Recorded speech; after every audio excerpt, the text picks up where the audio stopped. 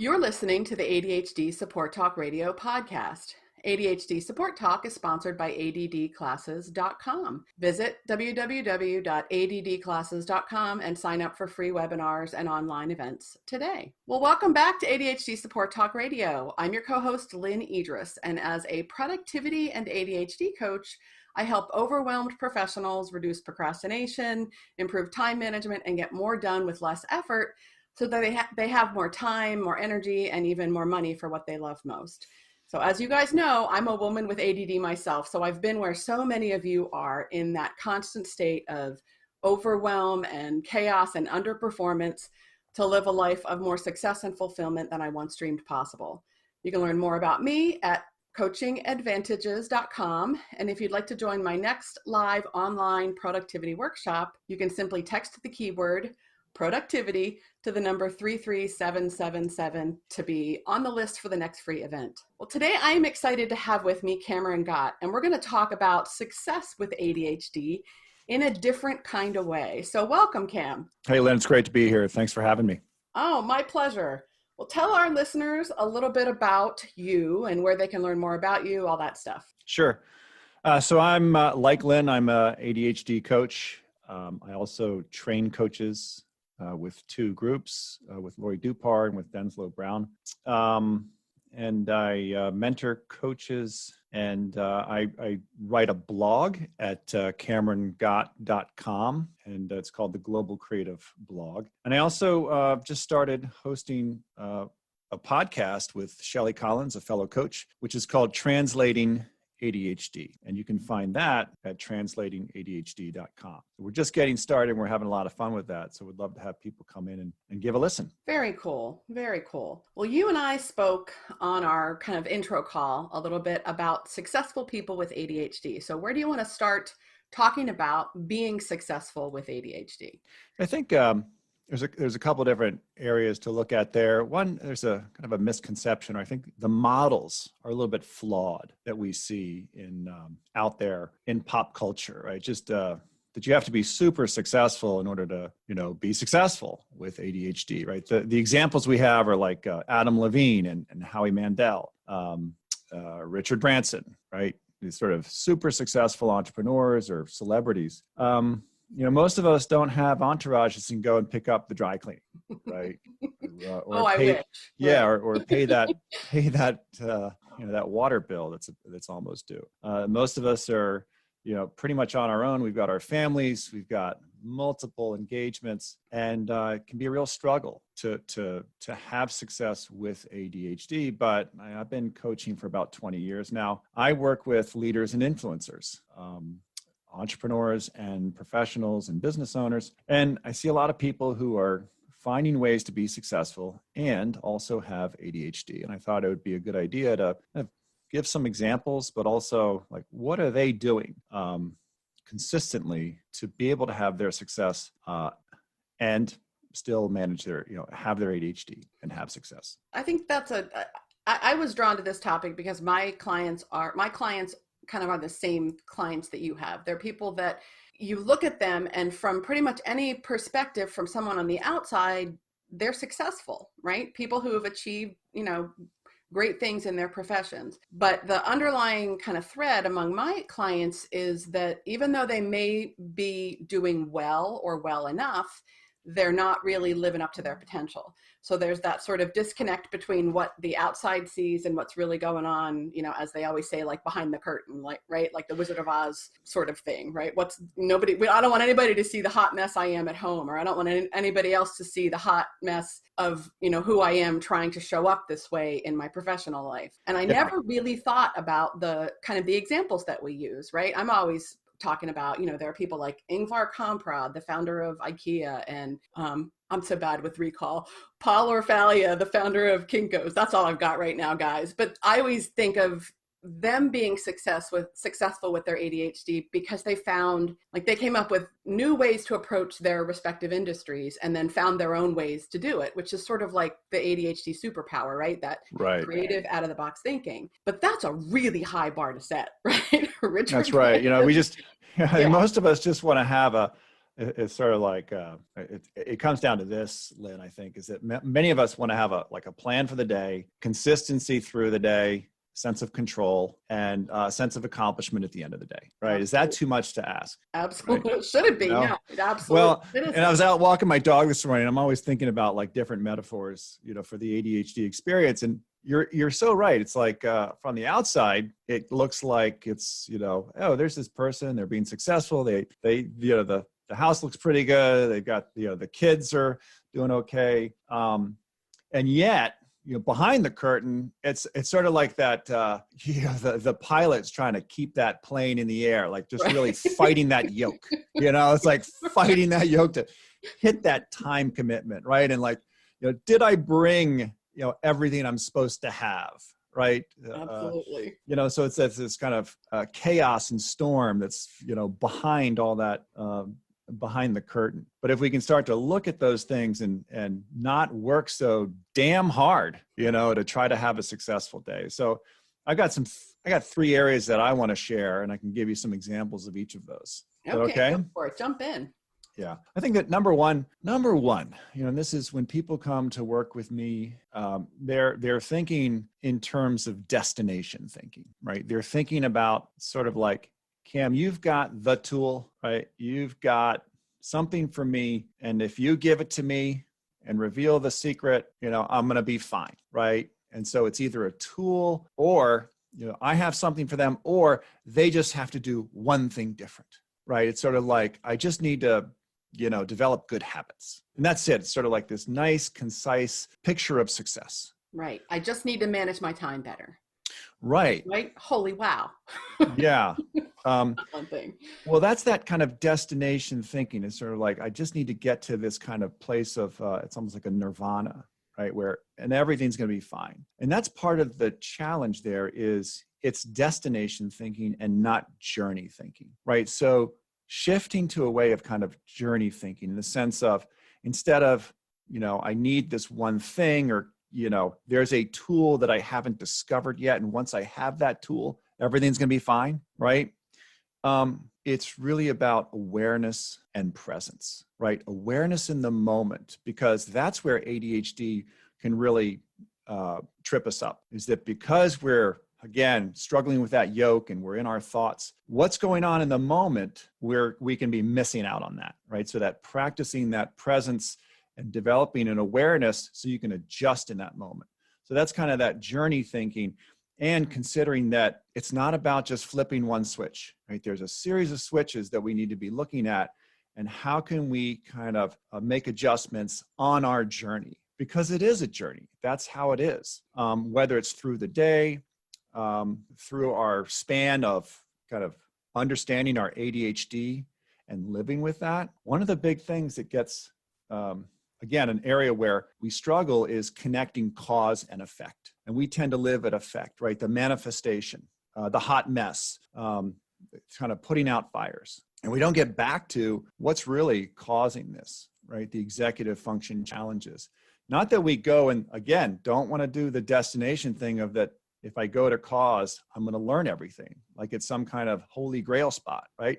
It's really appreciating that process of how my ADHD shows up and then how it manifests. We can start to see those connections. Then we can start to develop better practices, that kind of will evolve into a habit, right, over time. So that's the first one. I like that a lot. Destination thinking. That's a neat way to frame it. I like that. That's one of the fun things about having guests on my show is that, the metaphors I use, the images I use, the examples I use to explain the same sort of constructs, someone else can explain the same concept, the same construct using a little bit different language or whatever, imagery, metaphors, and it lands differently. I love that, Cam. That's awesome. Destination thinking, guys. Yeah, well, and the part of the problem is our ADHD kind of fuels that way of thinking, right? All or nothing. Black and right? white. Black and white, lack of prioritization. Right. What is journey? Journey is about being in the process and sort of seeing things as they kind of lay out in front of us. That's like prioritization. And so that black and white is like, again, this kind of very concise definition of, oh, here's my destination and this is where I need to get to. And anything else is a failure, right? So that's number one. Number two is, I just was speaking with Renee Brooks about boundaries. And this term that I like, that I borrow from one of my colleagues, Denslow Brown, is upgrading your community, right? We can say yes to a lot of things. And so whether protecting or guarding your yes, and that was the topic that I spoke with Renee about on a video. I just saw Hamilton a couple weeks ago in Richmond, and one of the quotes is, if you don't stand for nothing, you'll fall for anything, right? So his whole thing is stand for something, right? Right. What we do, I think, is we can kind of stand for everything, right? We get behind everything and I'm in. And then we get spread thin. Absolutely. And all kinds of stuff can happen there where, if I don't say yes, they're not going to like me, right? So starting to think about where are you going to say yes and where you're going to say no. Right. So guarding that, you're guarding your resources, which are time, energy, and attention. Those are our finite resources. And we don't realize that. No, they're not nearly as stretchy as we think they are, right? There you go, stretchy. I like that. Yeah. So there's that kind of boundary management and guarding your yes, so you can, again, limit scope and be able to focus in one area. When I started to have more success as a coach was not saying yes to everything.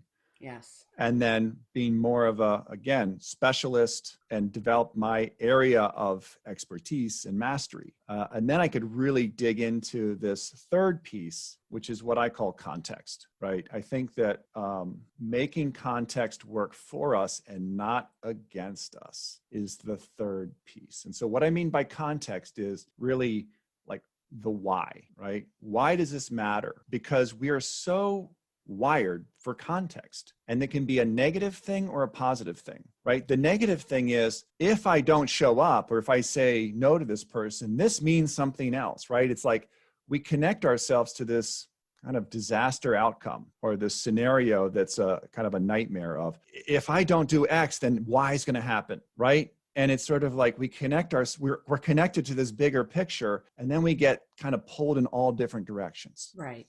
But if we think about, okay, who am I and how do I fit into my bigger context, right? What's my story and what matters to me? And again, what will I stand for, right? To determine what I stand for so then I can focus, right? And tap into those superpowers around doing my compelling work, right? What's my message? What's my contribution? I think this is overlooked by so many people. We're trying to be so many different things to so many different people, right? We're trying to be the wife, the husband, the good worker, the good father, the good mother. And it's really hard to be great in all areas. You can't do it. It's not possible. So deciding where will you be great, right? And being really consistent with that. I like that a lot. I often talk with my clients about, everything that you say yes to means that you have to say no to something else. And I think with a lot of us, the reason we say yes to so many things depends on the person, of course, but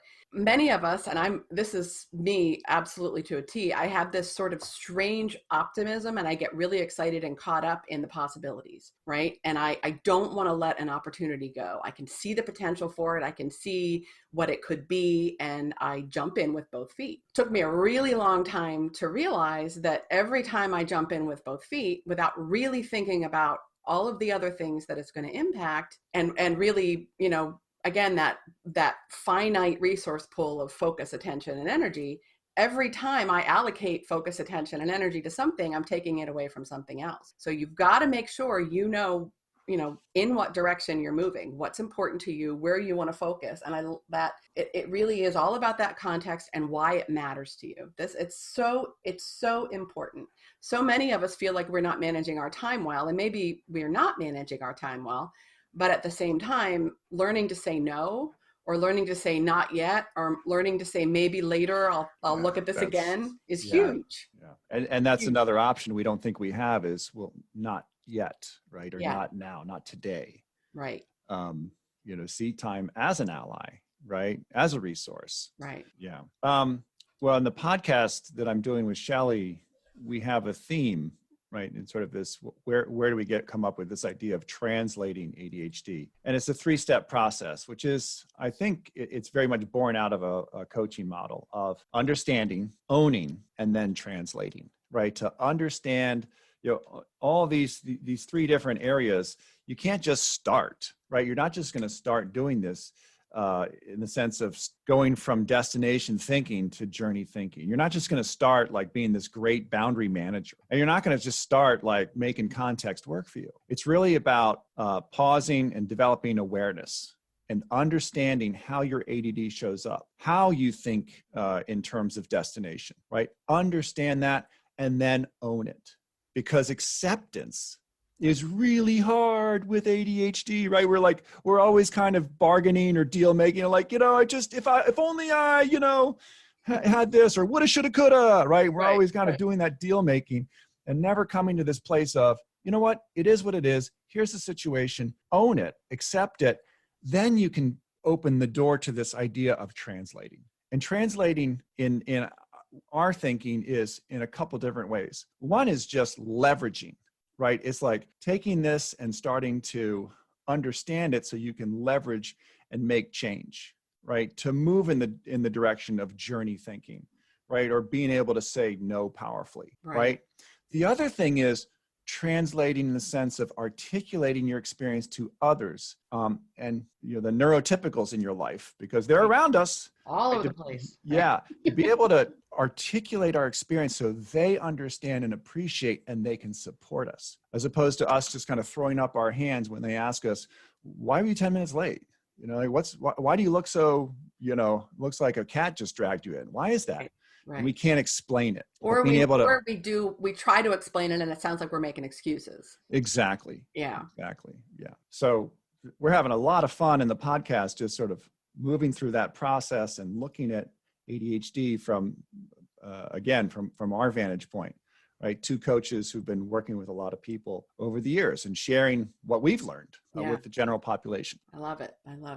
Very cool. So it's all about destination thinking, managing your boundaries, guarding your yes. I like that guarding your yes phrase. And then keeping things in context and keeping your why, front and center. Absolutely. Anything else you want to share with our listeners? I'll just say one more thing is that to have hope, right? That hope goes a long way. That it can feel overwhelming at times. ADHD can be very isolating. So listening to this podcast, right? Developing your community. I've just recently discovered the Neurodiverse Squad on Twitter, which is a great little community. Finding your community where you can make a connection, because that's the place to begin, is recognizing there are other people out there who struggle like you, right? We can develop that community. Then we can have a sense of, okay, there's others that have gone before me that have figured this out. Right. Know that others have figured this out and are finding ways to be successful in their own unique way, right? So that's the thing I think I want to leave folks with, Lynn. I love that. And that's a message I try to relay a lot. And we do it without an entourage. We do it without maids. We do it without, somebody picking up our groceries and our dry cleaning and, paying our bills for us. And it's possible. It's not perfect. I don't ever want anybody to think that I'm like this perfect person, because your ADHD does not go away. Those tendencies, those characteristics will always be there, but learning to really understand them, really accept them, and work around them in ways that are easier for you, more natural for you it's huge, and it's very possible. So I think that if people leave with nothing else, which they won't from this episode, I think the hope piece is a big one. It's super important. Yeah. It's absolutely too easy to lose hope. Agreed. Very cool. Well, thank you so much, Cam. You want to tell our listeners again where they can learn more about you, connect with you if they'd like to, that sort of thing? Sure. So again, the podcast, we're just about number 20 right now. So we're doing pretty good. It drops every Monday. It's translatingadhd.com. You can find it in all the different delivery systems, Spotify or Apple. My website is CameronGott.com, and I have a blog there. It's more for leaders and influencers. Again, people in a position where they're the decision maker on a team and really looking at it from that aspect. So that's more for there. And then if you're, an aspiring coach, you can check out my newsletter on my website, or check out the two places that I work is with Laurie Dupar at IACC, right? The IAC Center, and then Denslow Brown with Coach Approach for Organizers.